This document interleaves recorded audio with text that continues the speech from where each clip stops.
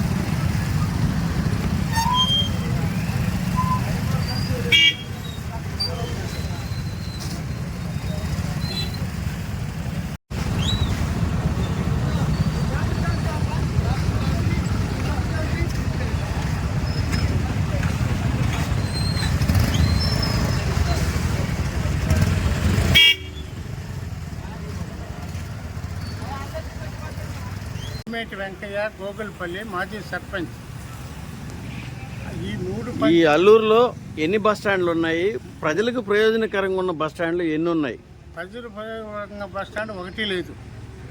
ఎక్కడైనా నిలుచుకోవడం, బస్సు వస్తే ఎక్కిపోవటం, కానీ ఒక్క బస్ స్టాండ్ లేదు. బస్సులకు నీళ్లు లేవు, వాళ్ళకి తాగేదానికి వసతులు లేవు. ఎక్కడైనా కానీ ఒక 2 సిలిండర్లు పెట్టించే మార్గం చూడాలా గవర్నమెంట్ తరఫున. ఈ అల్లూరులో ఈ బస్ స్టాండ్లో నుంచి చుట్టుపక్కల ఎన్ని గ్రామాల ప్రజలు ఈ బస్ స్టాండ్లోకి వస్తుంటారు? ఈ 13 పంచాయతీలు ప్రజలు బస్ స్టాండ్కి వస్తూ ఉంటారు. గోగులపల్లి నుంచి ప్రతి ఊరు నుంచి 13 పంచాయతీల ప్రజలు అల్లూరికి వస్తూ పోతూ ఉంటారు. మరి వాళ్ళకి వసతులు లేవు. ఇప్పుడు 3 బస్ స్టాండ్ల పరిస్థితి అంతేనా? 3 బస్ స్టాండ్ పరిస్థితి అంతే లేదు. ఈ 3 బస్ స్టాండ్లు ఒక్కటి కూడా ప్రజలకు అనుకూలమైన లేదు. ఏమి ఏర్పాటు చేస్తే ప్రజలకు ప్రయోజనకరంగా ఉంటుంది? ప్రజలకి బస్ స్టాండ్ పూర్తిగా కట్టి ఆ మంచి నీళ్లు, మురుగుదొడ్లు, అది ఏదైనా మనిషిని పెట్టి జాగ్రత్త చేసేదానిగా ఒక మనిషిని ప్రతి బస్ స్టాండ్ ఒక మనిషిని పెట్టాల్సి. ఇప్పుడు 3 బస్ స్టాండ్ల పరిస్థితులు లెటిన్లు కానీ మంచినీళ్ళు కానీ ఏం లేవు. రావటం, నిలుచుకోవటం, బస్సు వస్తే ఎక్కిపోవటం, అంతేగాని ఈ బస్ స్టాండ్ వల్ల ప్రయోజనం లేదంటారా? ప్రయోజనం లేదు.